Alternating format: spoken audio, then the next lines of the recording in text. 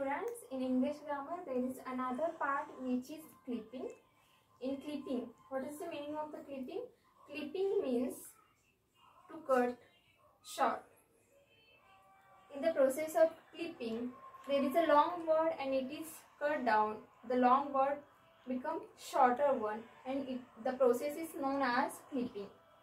So in the formation of clipping, there are 9 words I have taken to give you the understanding of the process clipping.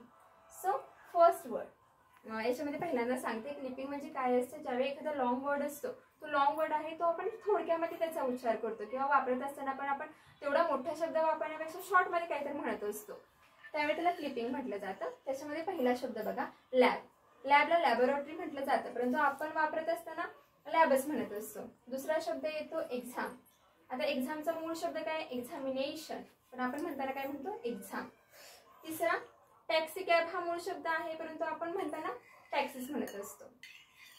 4 नंबरचा शब्द आहे add. आता जेव्हा आपण add पाहतो त्यावेळी आपण ऍडच हा शब्द वापरतो ओव्हरऑल बोलताना पण त्याचा मूळ शब्द काय आहे, ऍडव्हर्टिजमेंट, पण वापरत असताना आपण शॉर्ट मध्ये ऍडच म्हणत असतो. फ्लू. इन्फ्लुएन्झा हा शब्द आहे, वापरताना आपण फ्लू म्हणत असतो. फ्रीज. रेफ्रिजरेटर हा शब्द आहे, वापरताना आपण फ्रीज म्हणत असतो.